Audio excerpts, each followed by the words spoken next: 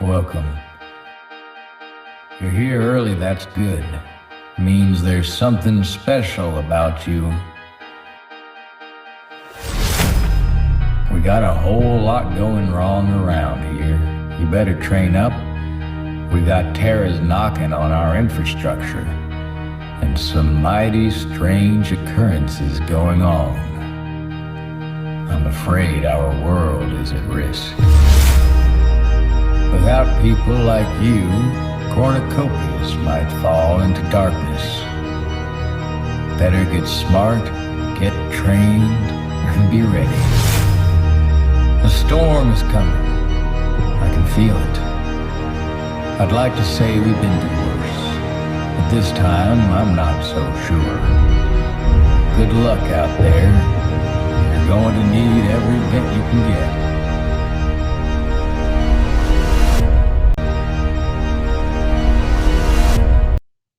Hey there, fam. What's going on? This is Tony, aka Tex-Mex Biomex, coming to you, or Tony the Brick, if you know what I mean, from the Corn Mafia Guild. So listen, I did a great interview with the co-founders, Josh and Rob, from formerly Cornucopias Game, now known as Infinity Rising. And listen, there's a rebranding that's going on, and I think it's a great idea. It's the same great team, same great game, just a new name. And so there's some information down in the description in a blog post that the team has provided. It goes into tokenomics, it goes into the reason they did that, and a whole bunch more. So please check it out. And now we're going to jump into this interview that was done a few weeks ago with Josh and Rob. Let's get into it. Welcome, Billy Goat Tales fam. So we have a couple special guests with us today. We have Rob Gregg and Josh Jones from the Cornucopias Game team. Welcome, gentlemen. Hey Tony, how are you, man? It's good to see you. I'm doing very well. So Kopi Cafe style, and you guys just came from recording this week's Kopi Cafe. So what are you drinking today, Rob and Josh? Oh man, wow. Well,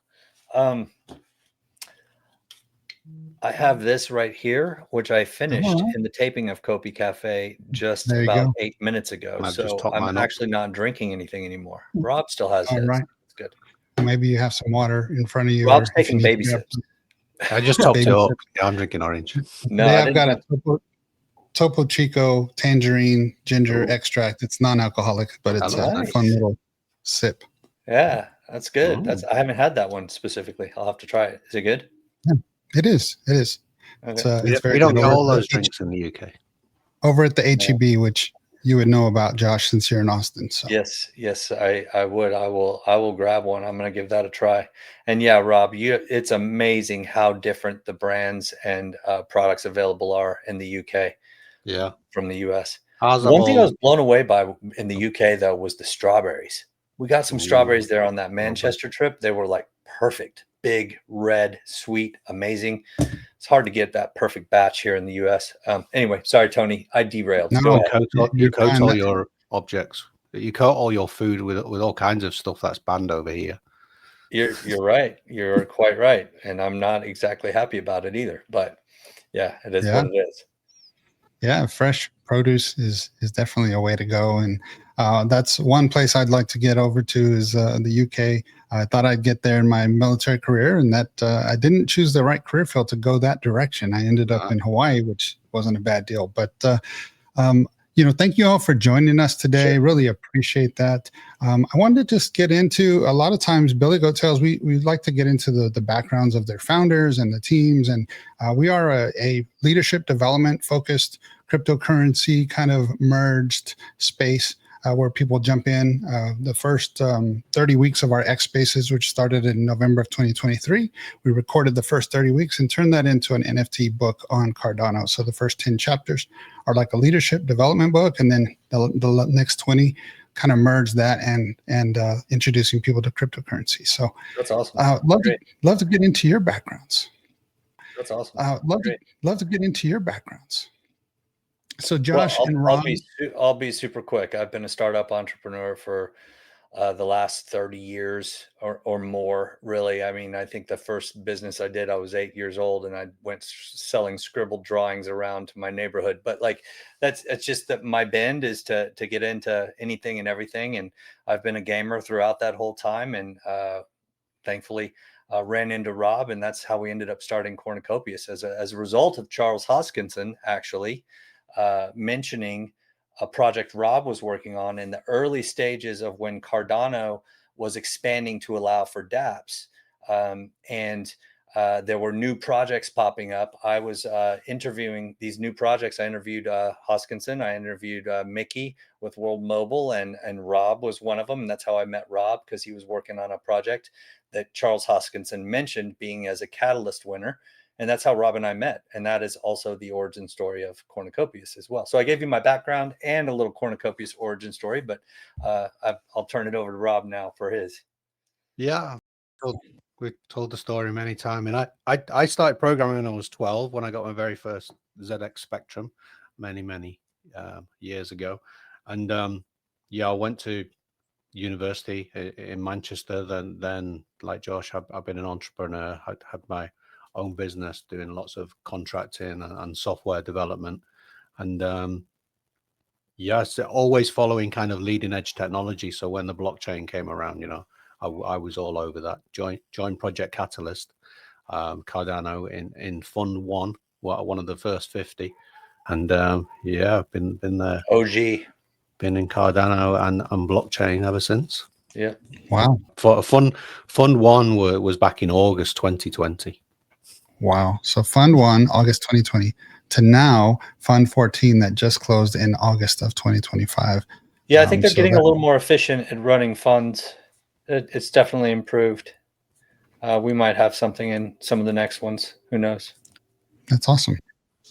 You guys have your foundations in the very beginning, obviously, of Cardano, and that speaks volumes to us. We're very big Cardano fans ourselves, and we try to develop on it, although we, like yourselves, try to be multi-chain, doing what we can to best maximize that. So what drives your passion for blockchain and game development? You guys, you started with your Cardano in your first fund and Catalyst. What has driven this passion to really go out and make a game that, really, in my mind, from being involved just in the last year, I think it compares to all the games that I grew up playing, whether it was EverQuest way back in the day, MMORPGs. I love where you guys are going, but what drives your passion for doing such things?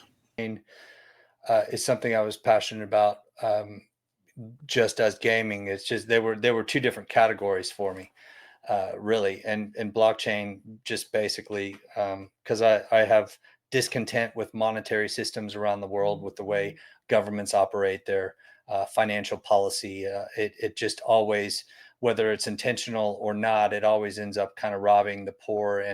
And so that was what drew me to Bitcoin in the first place. And then my knowledge of what you can do with crypto massively expanded, and to the point of realizing, what you can do with crypto in gaming and how that empowers what currently exists. You have billions of dollars in gray market assets traded in like traditional games, because the games don't allow you to trade in the way that, because it's a threat to their sustenance, right?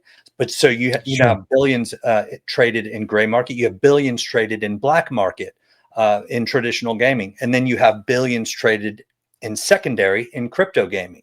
Already in a very early emerging market, you have proven demand for decentralized liquid marketplace of assets for games. You have proven demand for it. And so that's what attracted me to the crypto gaming side of it. But yeah, I'll turn it over to Rob for his. I love it. I love it. That's that's awesome. Rob, how about yourself? Yeah, I've always, like I said before, just follow. I've just been a tech follower, really. In the early days of when Bluetooth came out and SMS texting, I was involved with projects with those. Worked with the UK police force and the ambulance and the fire brigades, doing kind of public announcements in the old days when you could literally spam people with a Bluetooth phone just by walking around. So I've always been working on kind of like the bleeding edge of technology. So when obviously the opportunity to come along to work on the blockchain with Cardano, that just for me just felt like the next tech that I wanted to follow. So Cornucopias has never received any funding whatsoever from Catalyst, but I started writing open source software on there, and once I got used to the technology and saw the power, that's when I decided, you know, I need to work in this space full time. So how do I do that? So that's when that chance meeting with Josh came. A good 8 or 9 months later. That was back in, I think it was March or April time of 21, when we first started talking. And yeah, we just gave it all up and just jumped in with both feet. We did. We both dove in, took a risk, left our current jobs and incomes, and decided to go after it. Thankfully, it was a good decision. Yeah. I mean, you have to leap if you want to really soar, right? So you guys took a leap and continue to grow today. So how have, I know on the website, obviously it lists other co-founders. You have Jeff Hewitt and Ant Renix, who contribute to operations and quality assurance. Just wanted to see what, what they give into the company itself, because obviously you guys are very active face of kind of doing Copy Cafe just about weekly. I mean, that's phenomenal in itself, right? And the commitment to what you guys could be doing, to the fact that you stay tapped into the community the way you do. But, how have your other co-founders and contributors, contributed on the back end to operations and quality assurance to the team? I could probably answer. How about I answer for Jeff, and then Rob can answer for Ant? Yep. I think the way that we originally started was co-founders, and it was Rob and Ant that knew each other well, and then it's Jeff and I that knew each other well, and so that's why I brought on Jeff, because he's got a background in security. So knowing that crypto is filled with hackers, and also gaming is filled with hackers, his background was security and attention to detail solidifies some of what's needed there. But it's not just that, it's also he's phenomenal with UI and operations. So he's more of an operations role, and really helping us to develop systems and stay organized and move things forward well. And then I'll turn it over to Rob for the rest. But one final thing I'd say, as a whole, the founders there's a good balance there, which works out nicely for us. That's awesome. Yeah, I'm with Ant. Myself and Ant, we met school at grammar school. So when we were 11, so he's literally been my best mate from kind of high school. We used to go to the bus stop. We used to play Double Dragon. We used to play Ghost and Goblins on the way to school. And then when we eventually got through university, every business that I've been part of, the majority of them, Ant's been alongside me, because we complement each other really well, but both as entrepreneurs. So Ant looks a lot of the financing side and the QA side, because with the small companies, you've got to wear so many different hats. But in terms of development, I did the majority of our development in the early years, and he would do all the QA, all the testing and all that side of it, and the documentation. So yeah, together you get a nice little package for us. But also what I would say is, when you're starting a business, the one of the most important things for me, ideas come and go, but who you start that business with, that trust, that is so important, because that can quickly go sour as the business starts becoming, maybe if you're struggling or if you have success. So that's why I think one of the key that we've got such a really strong foundation. Agreed. Yeah, that's awesome. I mean, we one of the books that we reviewed for one of our weeks of the first 30 weeks that went into our book was reviewing Good to Great by Jim Collins. And so we believe that. It's right up there. Yeah. So both me and Crypto Billy, we when we met back in 21, we met in 21 at Consensus. Actually, we met in 21 in some different Discords, and then later on we met at Consensus in 2023. But we really bonded over the love of books and leadership and that type of stuff. I'd love to hear your favorite books offline in another conversation, because we could go on to this one for an hour. But my favorite takeaway from Good to Great was that hit me, and it's in the very beginning where they did the study of all of these different companies and what makes the great CEOs. Favorite takeaway was just the one about CEOs that put the company ahead of everything. Like, they put the company first, not what they make or how they're going to do with their life. The company and its mission and vision comes first. But anyway, it's a great book. Yeah, I mean, we get just as excited about these types of topics. And so we believe in getting the right people on the bus and then getting them in the right seat. And obviously, when you're starting out, you might be the driver and you might be doing some other role, but eventually you want to get the right people in the right seat. And obviously, it looks like you guys have that same type of mentality to try to make sure that you get people in the right positions. And just from having your other members of your team come on to the Kopi Cafe is just wonderful. So it is tricky. The lesson I've learned the most is hire slow and fire fast. Yeah. And also in hiring, some of our values around hiring are find somebody that's really passionate about what they do, obviously skilled at what they do, and then a cultural fit as well. Because culture is something we really have to keep our eye on. Maintaining a positive culture of people that work well together, that's a lot harder to do than you may think, and it gets harder the more people that are on the bus as well. So it's one of those things that you really you have to work hard to maintain a positive culture, and we've done a great job of that, but it's hard. Yeah, it's really difficult when you bring somebody new in. You've got to think, how are they going to gel with the team? Are they going to fit in well?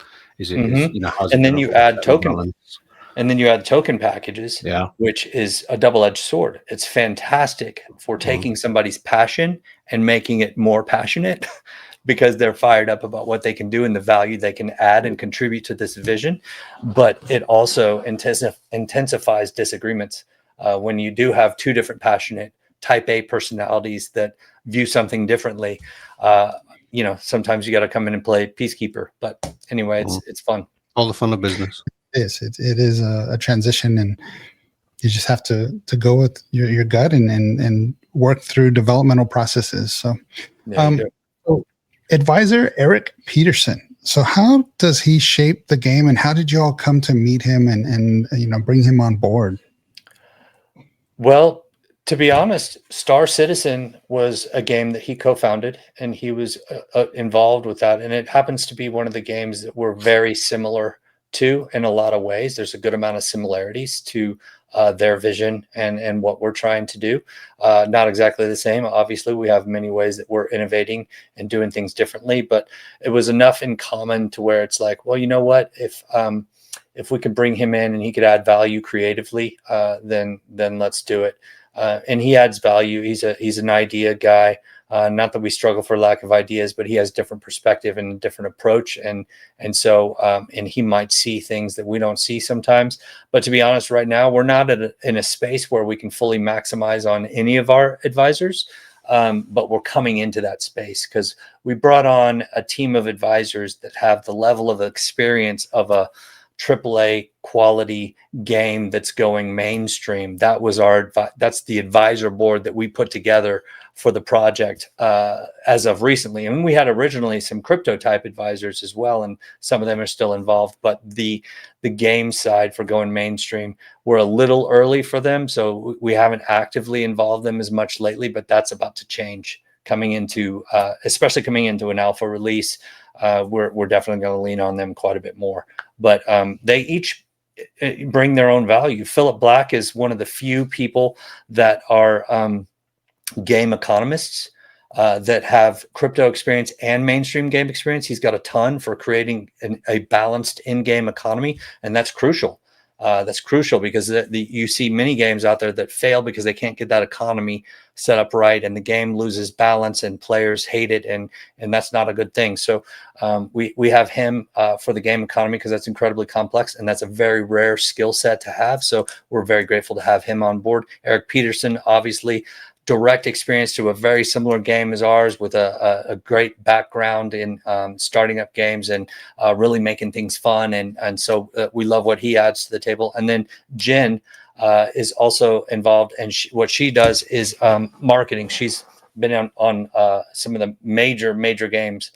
Actually, all of them have been. And so that's why I say that we're a little early to really utilize them, is because they're all it's such an advanced level, and we're almost to that point where we really need to lean on their experience and wisdom. Well, where we met him, I think it was there was an event, wasn't there, in Austin? Was it Consensus? Oh yeah, we met Eric at Consensus, and it was through a team member. Yeah, and he came over to our booth, and then we went for a pizza. Yeah. Awesome. Teenage Mutant Ninja Turtle pizza or just regular pizza? I think we just a regular pizza. It was a joint called Via 313 in Austin. Yeah. Very That's the slowest I've ever eaten a pizza, because we were just talking so much. Usually a pizza for me is gone within seconds. But that's true. We did eat. That was a long meal. It was fun. Yeah. That first Consensus for me in 2023, there was one of those private parties that you can go to, and it was Teenage Mutant Ninja Turtle themed, and they had pizza there. So anyways, that was a fun event for myself and Crypto Billy. So all the guilds I've found to be very friendly towards each other and gameplay and otherwise. So what's your advice? Maybe the biggest milestones to look forward to, and what do you see for 2026? Advice for the guilds? Yeah, so guilds and just the community, as far as being supporters, having that maybe the want to get into it and play all of it now, but then also knowing that you guys are developing. There's going to be significant. We're definitely trying to reward and thank our early participators, the people that have bought into our game assets, and they're contributing to the ecosystem early. We're trying to reward them as best we can, and so we have some fun stuff. I can't give you specifics on that, but advice is participate, come, jump in. We got some fun sales coming up ahead. We're going to have a more land sales in the future in 2026. We've got a lot of fun stuff ahead. We've got the apartment infrastructure and ecosystem that is coming up. It's not far away. So that's advice on just participating in what we're offering. But in terms of a guild or a community, have fun. I mean, that's what this is about, right? Just have fun.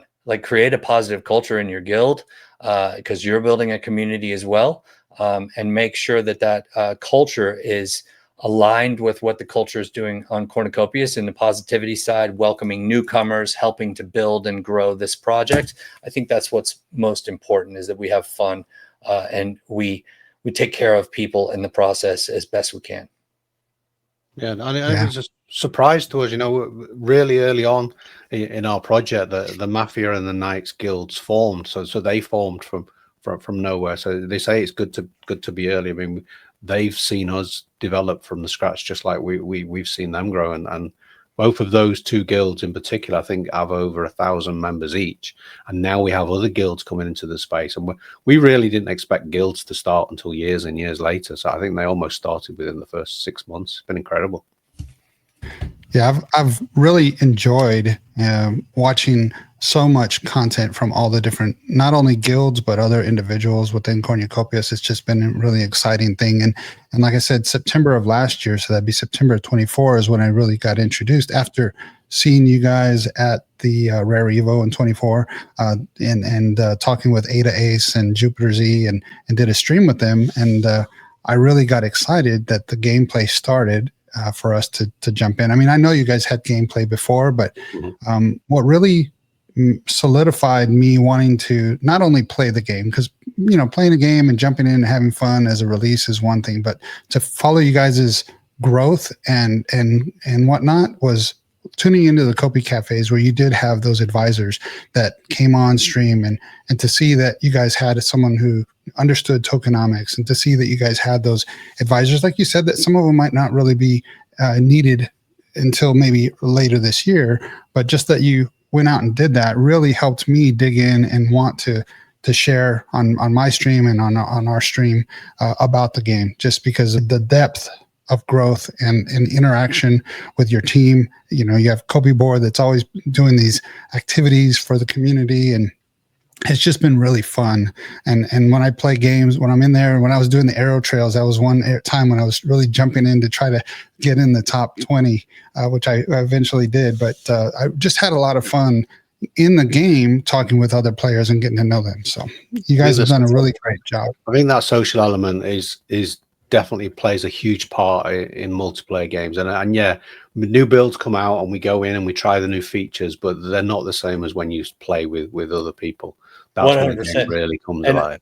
Yeah, it's a great point. And it is an MMO, and that is a large percentage of the entire gaming market are the people that want the social experience.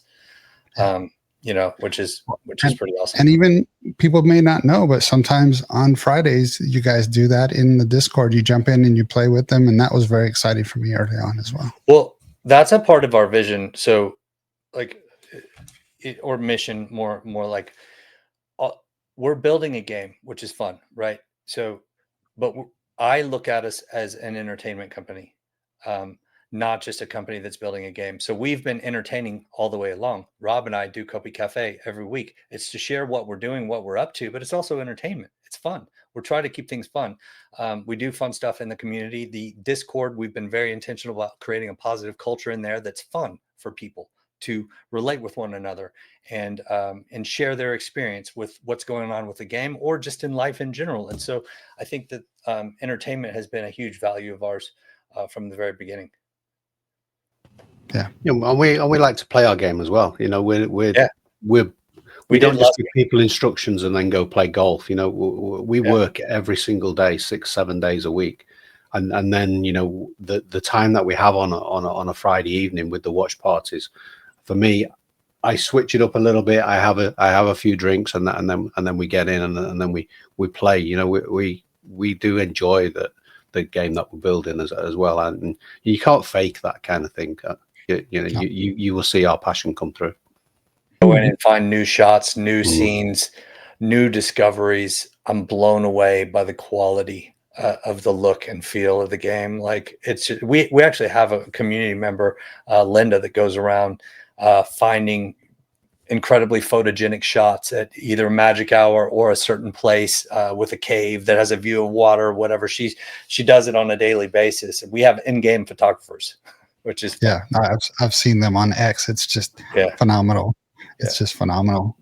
So let's go ahead and get into a little bit more of some game questions, some release questions, and I understand I might be asking some questions that maybe you can't answer, and that's okay. That's perfectly fine. I respect the team. I'm not trying to get a scoop on anything on anybody else, but let's go ahead and get into some of the gameplay questions. And some of these, the Mafia helped me. You know, I said, hey, I've got Rob and Josh coming on the show. Can you help feed me some questions? So some of those are from them. So what's new in the latest game version? Obviously, I think that was 5 days ago, maybe 6 days ago. I just downloaded it last night and played a little bit before you guys jumped on. But what's new in the latest game version? The latest game version. Well, DLSS is new in the latest game version, and also massive performance enhancements. So David has made it a pet project of his. In his quote off time or side time, he'll get in there and geek out with the Unreal Engine code settings and all the setups and what he could do to maximize the performance experience, which thankfully is due to his wisdom on what makes a lot of games fail. You can go look at game communities that have launched, and I'm not going to say any names, but Rob and I have scrolled through some communities and looked at a few of them. And if performance is a major issue, you hear it in 30 to 50% of the comments on the game. And I'm talking specifically of Steam platform, looking at games that are evaluated by mainstream gamers. It's a major issue. It is an enormously big issue on Unreal Engine 5 as well. A lot of the games are having struggles with Unreal Engine 5 for whatever reason. But we did view it as our responsibility to make sure that our game is performant, because what's the point of building a game if you're getting massive latency and lag and all sorts of issues caused by performance? It's not going to be as fun. It's a distraction. So massive improvements to frames per second, to the quality of performance, and we're not done. But we added DLSS as well as performance improvements. And Rob and I were just in there with how many was in with us Friday, Rob? 30, something like that. Yeah, it's quite a lot. Right around 30 people, all in the same place, and performance was incredibly solid. It's not perfect by any means. We're still working on it, but our performance is one of the top performing games in Unreal Engine 5 without a doubt right now. Yeah, so those are the major things with the new game. And one other thing, we added a fun new mini game. Rob actually spearheaded that development, and he can tell you more about it. But it's in early stages of that iteration, and so that's also in the most recent release. Yeah, so that was a mini release. But yeah, Hot Zones. Yeah, was definitely the biggest obviously update, like Josh said, was DLSS. But Hot Zones is part one of a larger experience where you all choose a team, red or blue. You start on a platform within Solace, and then you basically just run to the other platform. So that's the basics. That's what you do. But what we have there is the start of a game where we can have 100 people simultaneously playing together on two different teams, competitive, and that will build up over time where we have different distractions and different things going on in between there.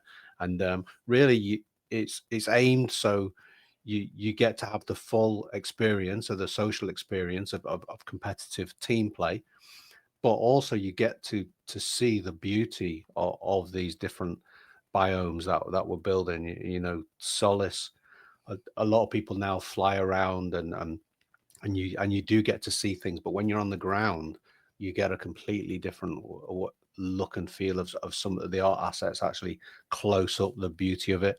So we're definitely playing heavy into that, but there is lots more to build on top of that Hot Zone foundation for the future. It's going to get more and more sticky. Yeah, that's awesome. I mean, I remember I was doing we just get together with people that were in our guild and just say, hey, if you want to play with us. And so me and Jupiter Z or Zeke would jump in, and some of the other folks from the Mafia would jump in, and we would just play and then invite other people that maybe hadn't tried it out. And I remember at that time we had already had the jetpacks for maybe about a month. And so, you know, playing before, I'd gone through trying to map all the different, places that you could go, the mines, the fishing holes and stuff, just by running around. And so I remember that. And then, you know, by the time you got the jetpack, I forgot what it meant to run around. But the guy who joined me didn't have a jetpack. And I was like, oh, okay, let me pull up my old map of how to get here faster or first. And we even did a race that day from one city to the next in Solace 1. And I said, you go through the metro. There you go. And see who can get there first. And yeah, he beat me by light years by just going through the metro. So, you know, even whether you have a jetpack or not, you might, if you're trying to make a quick trip and maybe you're doing a hot zone, it may be, in my mind, I might just go down to the metro and hop to the next city before trying to get there. But yeah, I mean, really all these worlds are, you know, they're 8 kilometers by 8 kilometers. So traveling, it is an issue if you're just on foot. That's why from an early stage, you know, we've built in the metro, which connects all different towns, but we definitely want people to run across the land as well. So the jetpacks are in there, like you say. In the early days, they were just NFT jetpacks. Now we have jetpacks that anybody can get with in-game currency as well. The same with the weapons. The weapons originally were NFTs. Now you can get in-game versions. So whether you're from a Web 2 or a Web 3 background, everybody can come in and now enjoy the different flavors and play the game however you like. Yeah, that's awesome. I mean, I've actually committed myself to maybe once a month going no jetpack and just exploring from around different cities and stuff. That's part of what Hot Zones is about. The early stages of the Hot Zone game Rob was talking about It's jetpack free travel, so that's good that you're exploring like that. I will say that we talked about the most recent release, but there was a release 2 weeks prior to that, 2 or 3 weeks, Yes, somewhere and around that there. was Prior huge. to that, there was a big release, and that was a doozy to get that one across the finish line because it had a complete remake of our Avatar system. So we went from Avatar 2.0 to Avatar 3.0, which has a ridiculous amount of complexity for MMOs, for all of the different skeleton mesh and everything involved in making that as incredible as it is. There was a lot of debugging that had to occur there. But I don't know if you've noticed our new avatar creator. It is phenomenal. And we're running a contest with our avatars soon that'll have $10,000 worth of Kopi giveaway. So that's not too far off to different communities. How it's being done. It's being done very intentionally to really grow our community size Sure. with the whole of Web3. But that's coming soon. So it had Avatar 3.0. Which we're incredibly proud of. If you haven't seen it, if this is your first time to see us, go download the game and check out the Avatar creator. Not many people attempt in gaming to build something as complex as what we've done, and we pulled it off. And we're incredibly proud of the team on that one. And it also had early stage combat that's preparing us for the Rift build, where it's going to be, player versus enemy. You're going to combat these enemy creatures that we've talked about. We've shown some of them in leaks, but yeah. It had the early stage combat, so you can practice shooting. You can go to the shooting range. You can go through the Terra Tunnel, and all sorts of fun stuff like that. But yeah, Yeah, and just a couple of weeks ago, you had Jillian, one of your artists, on. yes, And if you love seeing where how a character was created, go check that Kopi Cafe. No, it was only a couple episodes ago, and check out. You can see the drawings. You can see how they build the iterations, and that was a really cool thing. So for Billy Goat Tales fam, if you're interested in that type of stuff, go check it out. Yep. So what's the goal? So right now we have Solace. That's the first kind of area zone that we have. What's the goal for Esperanza drop that you guys have, and how is that going to fit into the gameplay loop? Well, Esperanza is another zone. So we have Solace. That's a very Colorado-esque type of environment. Beautiful rivers, trees, mountains. Esperanza's got a little bit more of a desert vibe. Also mountains, trees, rivers, water, bodies of water, but it's just a different vibe and look and feel, and that's a different type of zone. And that is primarily a majority of the three different domes are created. That doesn't mean that we're ready to release, because we have to have a final pass, art pass on all of those to optimize and get them ready. And then it has to have QA run through it and test it and all of that. So, but we'd like to accelerate that. It could come out this year, but it may be next year, Esperanza's release. But that's just furthering of a massive amount of real estate and an explorable space within Cornucopias. Gives us a huge amount of fun things going on, and eventually we'll start adding content like special areas of interest in each dome, like around it, that you need to go find and explore and discover things. So there's all sorts of fun stuff that we're going to do with all of this space. But it's an amazing accomplishment to be where we're at. So it's very similar. So when we look at Solace, what we've released at the moment, we have Solace 1, Solace 2, and Solace 3. 3 huge 8-kilometer by 8-kilometer biomes. We also have Toledo Valley, which is where the racing happens, and that's more kind of like a Vegas strip. That's actually 9 kilometers by 9 kilometers. So we've got these 4 huge worlds at the moment. Esperanza will be the same. Esperanza is the name of the zone, and that will have Esperanza 1, Esperanza 2, and Esperanza 3 sectors within there. And then in the center of there, just like in Solace, there'll be a central hub where we also have apartments. So that's another huge space, and that's where players will have a free apartment, and there'll be some activities going on in there. And you travel between all these different sectors eventually using your different vehicles or public transport. So very similar. You'll have fishing in there, like Josh says. You will have mining. You'll have logging, but a lot of they will share some kind of resources. Some of the creatures are the same, but you'll have unique creatures and unique kind of trees and crafting materials in Esperanza that you won't find in Solace, and vice versa. And then looking ahead in the future, we also have the third sector, which again is another 8 kilometer by 8 kilometers, which is called Fortune. So all those 9 huge domes, they all have player-owned land within them, where the player will have a single land plot that they own, and is the same no matter how you get into the game. It's not a shared space at all. It's completely owned by the individual to build on. And if they ever sold their land, everything they built on it would follow with that NFT. So I think it's quite a unique game experience that we're building, and that persistence of those areas means that we're hoping people will actually care more about their land than you would in a traditional game where things can get wiped, and you could go into 2 different servers on the same land plot and they look completely different. So ours are all persistent across every session. Yeah, that's a significant difference. People may not realize, if they're just jumping in and playing a game, they may not realize the complexity, I'm sure, that you guys have to do that, to make such vast amount of space and unique, and not necessarily shared across multiple zones. I think that's huge. So we had the Mafia also asked, is there any updates on tree utilities, whether it's planting or, I don't know about staking, I guess, staking or lumber, any tree utilities that maybe we're not aware of? You might be able to make stakes out of trees. I've seen that in a few vampire films. You never know, that could be a crafting option in the future. We have these rifts that come from these other universes, so you just don't know what's going to happen in the future, what's going to come out of them. So staking, and obviously they're talking about blockchain, but you never know. In-game staking could have a different purpose.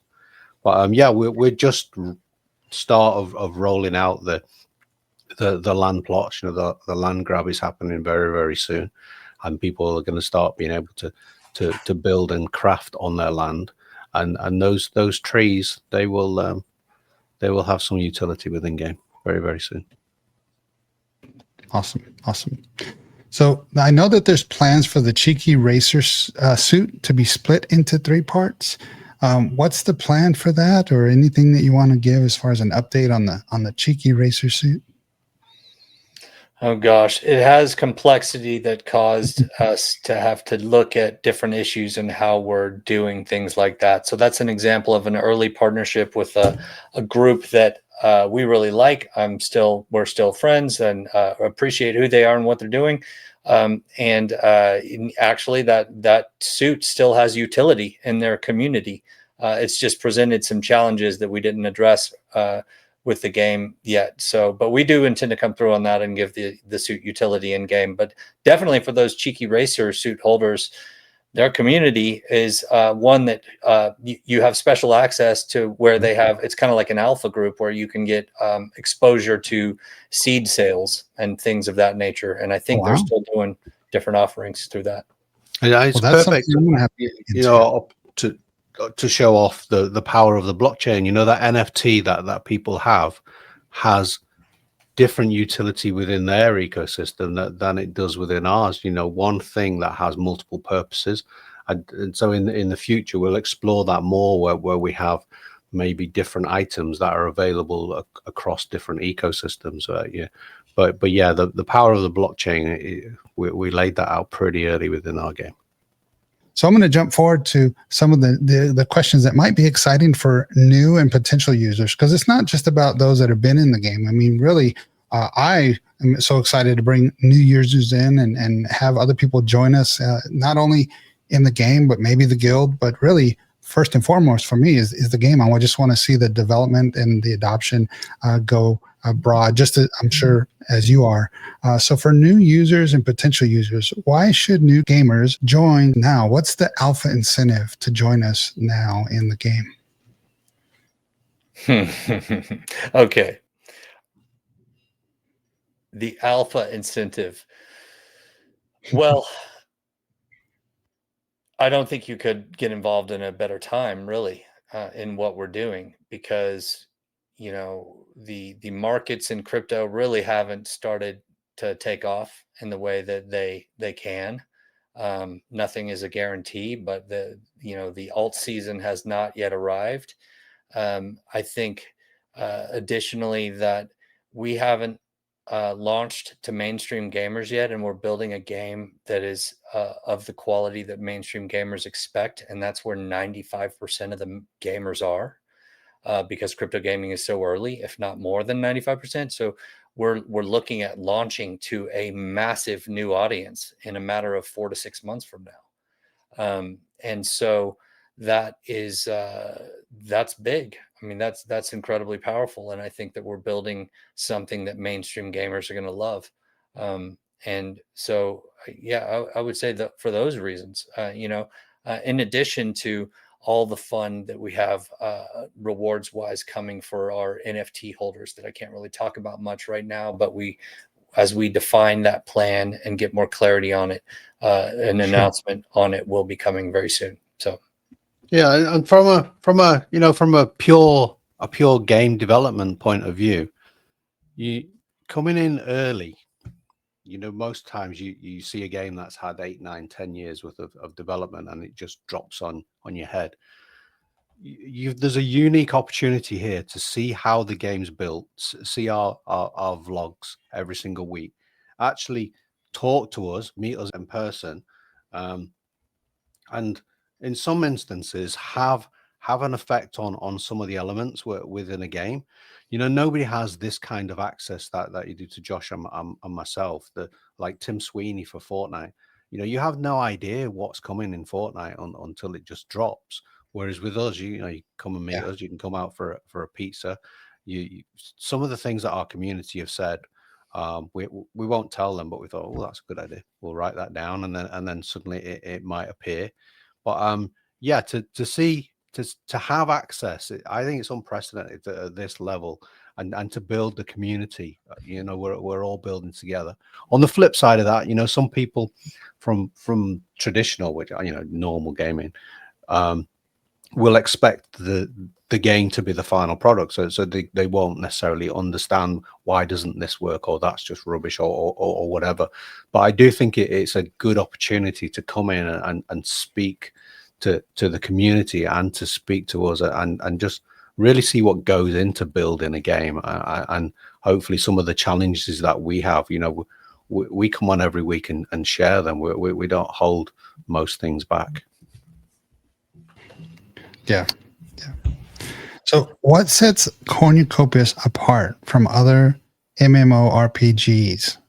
Not just for other games, but for blockchain skeptics, maybe. What sets Cornucopias apart? I mean, I know personally that the playable land is going to be multiple times larger than Fortnite and maybe some other games. But what else sets Cornucopias apart that you guys would like to share as we, continue on? Yeah, there's a lot, really, but I would say right now graphics and performance, but with our vision and where we're headed, our vision is not achievable 3 years ago or even 5 years ago by anyone, because where we're headed is really to create this digital sense of life in a new world. Right. So you create your own avatar, you create your apartment space, and you customize it the way that you want it to be. And then you participate in the in-game economy in fun ways. And you add your value and communicate and socialize with people in this in-game economy. And then when we start to bridge that with real world value and different companies that can come and participate and add some of that metaverse type of experience, you're literally creating this digital sense of life with MMORPG elements all throughout, yes, but it's just so much more than that. And so, as we really achieve our vision and really fulfill the full, as we get more code complete, like Rob was talking about with alpha and beta, you're going to start to see a lot of more that has been done than the traditional MMORPG that you can experience and participate in within the game, that just hasn't been doable before, just because of technology constraints, because of the cost to do so. But the technology and the gaming engines have improved so much that you can get a lot more done more quickly these days. And then you have AI that adds the variety into it when we bring in LLMs and NPCs. that are powered by LMs. That's going to be an incredibly powerful value add. So I think there's a lot, and it's not all there now, but much of it is coming within the next year. Yeah. All the right time in the right place. And we're starting from a different point. What we've seen is we're seeing huge shifts towards blockchain technology, not in gaming and in finance and in all different aspects. And these AAA studios, you know, they're exploring, but they don't know it inside out. They're getting a few people, and if anything, it's going to be a bolt on to what they've already got, because they don't quite understand, and they will understand, but every technology they put in, they'll have to find out where it fits. Whereas we've started with the blockchain. So a good example is, you know, there's games that have been going on for decades that have always wanted this decentralized or marketplaces. And one of the biggest scam, you know, people talk a lot about scams within crypto. In the old days, when you have a look at something like the Call of Duty, where people are going on secondary markets and they're literally selling their account, which, you know, within the game, you will get banned for selling your account or selling any asset. Yeah. And then people get scammed on PayPal, and you have all this. So there's been, you know, scams within gaming has gone back decades and decades, and that's really because there isn't been a secure way for people to trade these assets, nor has it been allowed within game. You know, we take that a different approach. Our transactions, everything that we do, is all on the blockchain. It's all verifiable, and we provide and encourage the secure marketplaces that people want to do. We know gamers want to play. They want to build up assets, and then eventually they probably want to sell their account, or they want to sell different things. We provide that framework out the box. It's not a bolt-on. It's built in from day one. So it's easy for us to build the team and bring in functionality of a traditional game than it is the traditional game to go to integrate blockchain and everything that goes on there. So I think we're a new wave of games that's starting off, and blockchain will become absolutely invisible. So people won't know that they're trading and buying and selling with the blockchain behind it. They're just using in-game tools. So yeah, I think that's a huge difference. I definitely think that point differentiates, and obviously, you know, the three of us and all the communities that we're involved with are very much understand kind of the purpose behind blockchain and how it can bring a benefit. But just even from a game standpoint, I remember, like I said, back in the 90s playing EverQuest, and one of my coworkers, he sold his account because he got to level 50 really fast and sold his account. But also we had people talking on our Twitter spaces that were included in our book who were trying to make one of those transactions like you're talking about and getting scammed from someone else. And literally he would drop an item in game, the other person would pick it up, and then you hope that they would pay you, and maybe they don't. And so, you know, and on top of it, you can be banned for doing those activities because of the way those games are structured. So just bringing this in and say that, look, this is a part of this is part of the game. You should be able to hand your weapon over or sell something back and forth. And I think just that's just light years away from all the games that have been played for decades. And I think the blockchain and the timing and everything, and like you all said, the technology has really increased to allow all this to kind of combine. So, you know, everybody talks about luck is opportunity meeting preparation, and obviously you all and your team is very prepared, and the opportunity has kind of combined to make this a great combination now. So I don't want to take too much more of you gentlemen's time. I do appreciate it. Maybe we'll have a follow-up, maybe 6 months, maybe we could do a follow-up and talk a little bit more. I know our community was wanting me to ask some questions about custom domes and outside NFTs and bringing in, but I think that's still maybe a ways down the road for you all, perhaps, because you're focusing on giving us a great gameplay and bringing the community and not just the community that's been there, but all the new wave of Web2 development and introduction and marketing. So we can hold those questions off till another time. But is there any final words you guys want to say? In terms of last words for myself, where Cornucopias is we're like this massive foundation has been laid.